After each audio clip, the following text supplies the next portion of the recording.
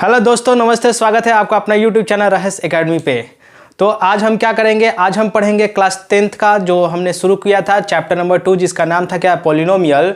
अगर आपने मेरा पहला लेक्चर नहीं देखा है तो आप उसको देख सकते हैं। मैं प्लेलिस्ट में मेरे प्लेलिस्ट को विजिट करके आप देख सकते हैं, या फिर उस चैनल का लिंक मेरे डिस्क्रिप्शन बॉक्स में मिल जाएगा।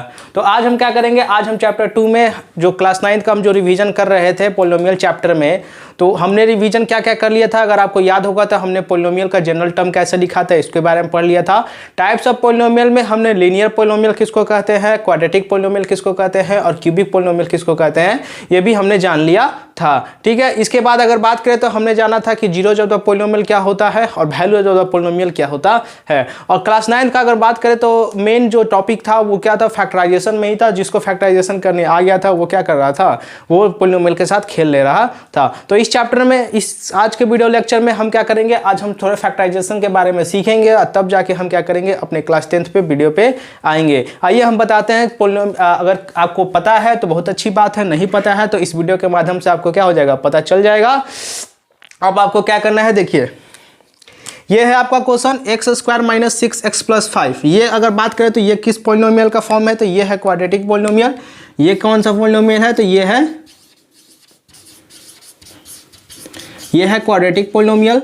और क्वाड्रेटिक पॉलिनोमियल कैसे पहचानते हैं जी, तो जिसका डिग्री क्या होता था, 2 होता था। जिसका डिग्री क्या होता था, 2 होता था। डिग्री क्या होता है ये आप मेरे पहले लेक्चर में पता लगा सकते हैं, देख के पता लगा सकते हैं। अब हम क्या करेंगे, इसको हमको क्या करना है, फैक्टराइज करना है। तो फैक्टराइज करने के लिए हमको क्या पता होना चाहिए, इसमें कितने टर्म्स है, तो इसमें 1 टर्म है, 2 टर्म है, 3 टर्म है। ठीक है, तो इन तीनों टर्म के कोफिशिएंट का पता होना चाहिए। तो अगर आप पहले टर्म का कोफिशिएंट देखिएगा तो पहले टर्म का कोफिशिएंट क्या है, 1। दूसरे टर्म का कोफिशिएंट क्या है, -6। और तीसरा टर्म ही हमारा क्या है, जिसको हम कांस्टेंट कहेंगे, वो क्या है, +5 है। तो फैक्टराइज करने में हमको सबसे पहले जो मेन स्टेप होता है, इसमें स्टेप 1 में अगर आपको देखना है तो स्टेप 1 हमको क्या करना पड़ता है, तो फर्स्ट वाले का कोफिशिएंट एंड थर्ड वाले का, इसको क्या करना रहता है, आपको मल्टीप्लिकेशन कराना पड़ता है। इसको क्या करना पड़ता है, आपको मल्टीप्लिकेशन कराना पड़ता है। किसका, कोफिशिएंट का। तो अगर आप फर्स्ट टर्म को देखिएगा तो फर्स्ट टर्म का कोफिशिएंट कितना है जी, तो फर्स्ट टर्म का कोफिशिएंट है 1 और थर्ड टर्म में क्या है 5। तो कितना आ गया, ये 5 आ गया। ये कितना आ गया, 5 आ गया। अब आपको स्टेप 2 में क्या करना है, स्टेप 2 में क्या करना है, स्टेप 2 में आया है आपका 5, तो 5 को करना है फैक्टराइज। 5 को करना है फैक्टराइज।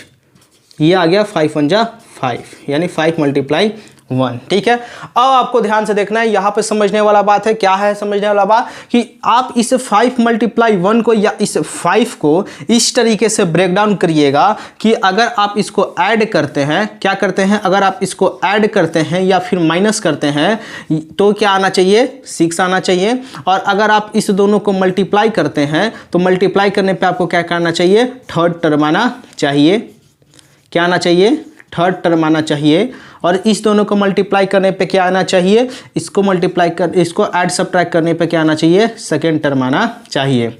तो देखिएगा 5 और 1 है हमारे पास।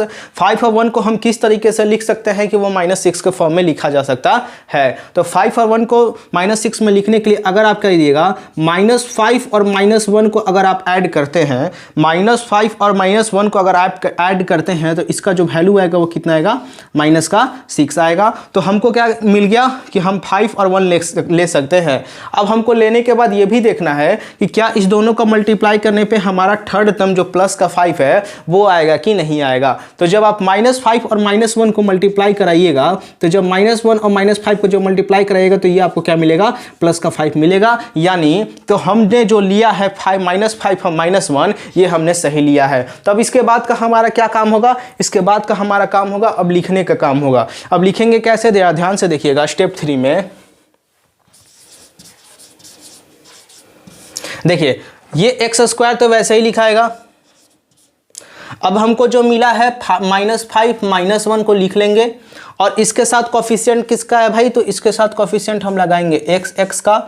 लास्ट में क्या है प्लस का 5 है, इसलिए हम इसको क्या कर दिए ब्रेक डाउन कर दिए बीच वाले को। अब इसको हम यहाँ पे क्या करते हैं, हम लोग यहाँ पे पेयर बनाते हैं दो दो का, तो एक पेयर यहाँ बन रहा है और एक पेयर क्या बन रहा है यहाँ बन रहा है। अब ये पेयर बनने के बाद हम क्या करते हैं, अब हम निकालते हैं कॉमन, क्या करते हैं अब हम निकालते हैं कॉमन। तो अब ये कॉमन कैसे निकलेगा, तो ये कॉमन कैसे निकलेगा जब ध्यान से देखिएगा तो इसमें अगर देखिएगा तो एक्स स्क्वायर है, अगर आप बेसिक से हम समझा रहे हैं, इसमें देखिएगा आपको तो एक्स स्क्वायर है, एक्स स्क्वायर को आप कैसे लिख सकते हैं एक्स मल्टीप्लाई एक्स लिख सकते हैं।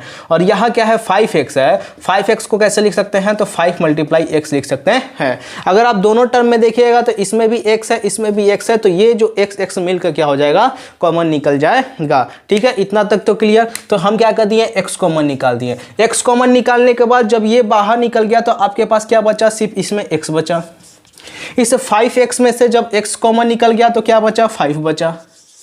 अब आते हम इस दोनों के पेयर में से कॉमन निकालते हैं, तो इस दोनों के पेयर में से कॉमन कैसे निकालेंगे, यहाँ पे है क्या सिर्फ और सिर्फ x है, यहाँ पे क्या है 5 है, तो 5 मल्टीप्लाई 1 इसमें भी है, x मल्टीप्लाई 1 इसमें भी है, तो इस दोनों में क्या मिल रहा है 1 1 कॉमन मिल रहा है, तो 1 को हम क्या कर लेंगे कॉमन निकाल लेंगे। तो अब हम क्या कर लेंगे, यहाँ पे -1 का कॉमन निकाल लिए।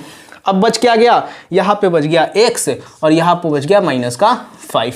यहाँ पे क्या बच गया -5 कैसे हुआ, जबकि यहाँ पे तो प्लस था, यहाँ -5 कैसे हुआ, तो ध्यान से देखिएगा तो ये माइनस मिला के क्या हो जाएगा ये वाला प्लस हो जाएगा। ठीक है, अगर यहाँ पे माइनस रहता तो हमको कोई प्रॉब्लम नहीं था, यहाँ हम प्लस लिख सकते थे। ठीक है, अब देखिएगा तो यहाँ से भी आपको क्या करिएगा कॉमन निकालिएगा, तो x -5 को मिला के आप एक बार लिख दीजिए और x -1 जो बच गया वो क्या हो गया एक बार लिखा गया। तो ये है पूरे फैक्टराइजेशन का स्टेप। आप इसको 4 स्टेप में करते हैं, इसको हम स्टेप नंबर 4 करते हैं और स्टेप नंबर 5 में आपको जो आंसर होता है वो मिल जाता है। ठीक है, तो एक बार ध्यान से क्विक रिवीजन कर लेते हैं बहुत जल्दीबाजी में कि समझ में आया है कि नहीं। अगर नहीं समझ में आया है तो फिर से देखिएगा ध्यान से। तो सबसे पहले हमारा स्टेप क्या होता है, कोफिशिएंट को फाइंड करना। कोफिशिएंट फाइंड कर लेने के बाद हम क्या करते हैं, फर्स्ट और थर्ड वाले को क्या करते हैं मल्टीप्लाई कराते हैं। फर्स्ट और थर्ड वाले को मल्टीप्लाई कराने के बाद हम क्या करते हैं, हम करते हैं या तो ऐड करके या तो सबट्रैक्ट करके हमको सेकेंड टर्म लाना रहता है, या फिर मल्टीप्लाई करके हमको क्या लाना रहता है थर्ड टर्म लाना रहता है। अब हमने यहाँ पे क्या किया, उसी तरीके से 5 का फर्स्ट और थर्ड टर्म को जब मल्टीप्लाई किया तो आया हमारा क्या 5 आया, और 5 में 1 मल्टीप्लाई करेंगे तो हमारा क्या आएगा थर्ड टर्म आ जाएगा, और 5 में 1 ऐड करेंगे तो क्या आ जाएगा हमारा 6 आ जाएगा। उसके बाद हमको क्या करना था, हमको उसको फॉर्म में लिखना था, तो x² - 5x माइनस का 1x + 5। अब ये दोनों का पेयर बना दिए, इस दोनों का पेयर बना दिए, यहाँ से हमने क्या कर लिया x को निकाल लिया, x - 5 माइनस का 1 x - 5, ये दोनों सेम है तो ये दोनों सेम है तो ये एक जैसा लिखा गया x - 1, ये हो गया आपका क्या आंसर हो गया। होप करते हैं आपको समझ में आया होगा। अगर आपको समझ में आया है तो वीडियो को लाइक से एंड सब्सक्राइब कीजिए, अपने दोस्तों को क्या कीजिए शेयर कीजिए। धन्यवाद, थैंक यू।